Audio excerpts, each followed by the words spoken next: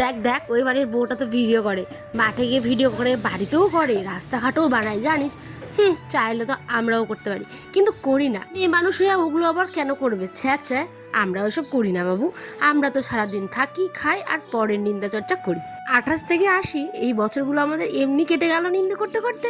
তাই দেখ না, এই বউটাও কেমন ধেই করে ভিডিও করে, রিলস করে। বাদ দে এর কথা। কি এমনই সম্মুখীন নিশ্চয়ই তোমাদেরকেও হতে হয়। এই গ্রামের বউরা যারা ভিডিও করছো বা করনি, করার কথা ভাবছো, এই কারণগুলোর জন্য করতে পারছো না। এই ভিডিওটা তাহলে শুধু তোমার জন্য।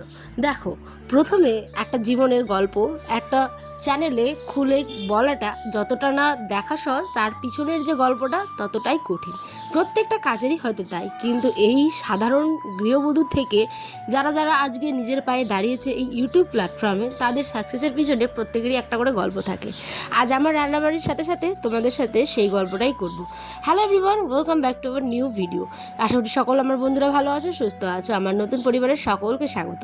দেখো না, সকালে উঠেই আজ নাস্তা করছি রুটি আর ভেন্ডি আলু ভাজা। বহুদিন পর আজ রুটি খাবো, জানো, ইচ্ছে করেই বানানো। প্রতিদিন তো ভাত খাই, তাই আজ একঘেয়েমি খাওয়ার না খেয়ে একটু মনে চাইলো রুটি আর ভাজা খেতে। তো রুটিটা গরম জল দিয়ে মেখে ভালো করে সেঁকছি, আর এদিকে ভেন্ডি আলু ভাজাটা কিন্তু হয়ে গেছে। তার কারণেই আমি তোমাদের সাথে এবার শেয়ার করব আমার জীবনের একটুখানি গল্প। তোমরা পুরো ব্লগটা দেখো, আশা করছি ব্লগটা কিন্তু ভালো লাগবে। জানো, আমি যখন প্রথম ভিডিও শুরু করি তখন অনেকে অনেক কথা বলতো। হ্যাঁ, সামনে কিন্তু বলবে না, তোমার আপনজনেরা বা তোমার ভালোবেসে যারা ঘুমোতে পারে না রাত্রে, চিন্তায় করে করে চোখের নিচে কালি পড়ে গেছে, তারা, বিশেষ করে তোমার আশেপাশের লোকজন, ঠিক আছে, একটুখানি যখন তুমি দেখবে নিজে কিছু করার, বিশেষ করে মেয়েদের ক্ষেত্রে বলছি আমি এই কথাটা, যখনই দেখবে নিজে কিছু করার একটা টেন্ডেন্সি নিয়ে চলে, তখনই না হাজার হাজার রকমের বাধা তার সামনে আসে। কিন্তু এই বাধাগুলোকে যে উপেক্ষা করে চলতে পারবে, তারই এই জীবনে কিন্তু প্রতিষ্ঠিত হতে পারবে। সে যে কোনো ক্ষেত্রেই হোক, এই ইউটিউব ব্লগিং করো কিংবা আর কোনো কিছু। আমার ব্যাপারটা বলি, দেখো, আমার আয়নার আব্বা আমাকে এত পরিমাণে সাপোর্ট করে, আমার হাজব্যান্ড আর কি, এত পরিমাণে সাপোর্ট করে, ওই হাজার বার বলে আমাকে যে লোকের কথা কানে নিয়ে নাও। আর ইউটিউবটা এমন একটা প্ল্যাটফর্ম যেখানে লোকের কথা তুমি যদি কানে নাও, তাহলে তুমি জীবনে কোনো কিছুই করতে পারবে না।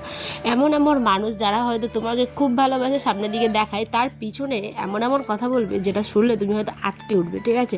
এরকমও হচ্ছে ব্যাপার। আর সব থেকে বড় কথা, মাঠে গিয়ে ভিডিও করা, বাড়িতে ভিডিও করা, আরে মানুষ তো এগুলো করেই লাখ লাখ টাকা ইনকাম করে কি না তোমরাই বলো।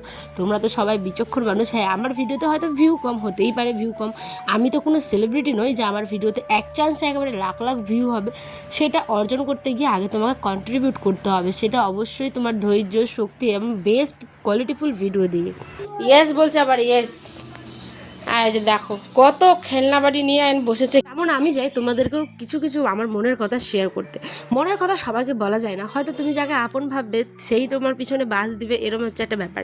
পার্টি হ্যাঁ, এইগুলো নিয়েও খেলে, আর এদিকে আমি এডিট করি কিংবা রান্না করি। এই যে দেখো আনন্দ, ইয়ে, ওরম করবে না, বসে গেল কত কিছু। দেখো পুরো তরমুজ সব, আম, তারপরে আরও কত কিছু ছিল, ওগুলো হারিয়ে দিয়েছে। অনেক কিছু ছিল গাড়িগুলোর, সব ভেঙেছিল তছনছ। তো যাই হোক, যেটা বলছিলাম, মাঝখানে ছেলের একটু কিছু ক্রিয়েটিভ জিনিস তোমাদের দেখালাম। ছেলে আমার বড়ই একদম খেলা পছন্দ করে, তো এখন ওয়ারেস খাওয়ার জন্য হয়ে উঠেছে ব্যস্ত।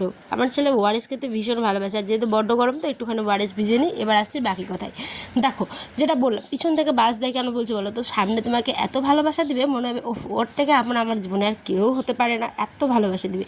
আর সেই যখন তো জ্বলবে ভিতরে ভিতরে, কিছু কিন্তু করতে পারবে না, তখনই ওরা কী করে বলো তো? পাড়ায় প্রতিবেশী একটা করে মোড়ে গল্প দেয়, আড্ডা দেয়, ঠিক আছে, এর বাড়ির গল্প, ওর বাড়ি, এরকম করতে করতে ওদের জীবনটা 28 থেকে 48 বছর কেটে গেল। এই হচ্ছে ব্যাপার। তো যাই হোক, ওই সমস্ত কিছু ওরা কি করে, ওদের নিজের কিছু করার যখন ক্ষমতা থাকে না। হ্যাঁ, আমি জানি এই ভিডিওটা কিছু কিছু মানুষ দেখে, তারাও হয়তো দেখুক, আমার কোনো যায় আসে না, ঠিক আছে, নিজেরা কিছু করতে পারে না, তো তারাই লোকের পিছনে পড়ে থাকে, তারপরে তার কাজ নিয়ে কথা বলে। হ্যাঁ, এমনও কথা বলে যে কি বলবো, যারা নাকি ইউটিউব ভিডিও করে তাদের সাথে মিশলে তাদের বউরা আমার খারাপ হয়ে যাবে, এরকম কথা কিন্তু আমাকে শুনতে হয়। তো এই ব্যাপারগুলো আমি জাস্ট ইগনোর করি। আমি মনে করি সময় সবাইকে উত্তর দিবে, সময়ে কথা না বলে কর্মে উত্তরটা দেওয়া বেস্ট, তাই না বলো?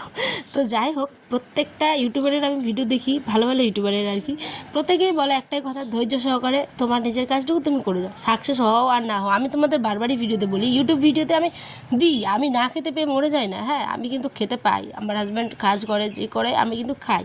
এটা আমার একটা হবি, ভালোবাসার জায়গা। আমি তোমাদের আমার ডেলি কাজগুলো দেখাতে পছন্দ করি, এই হচ্ছে আমার ব্যাপার।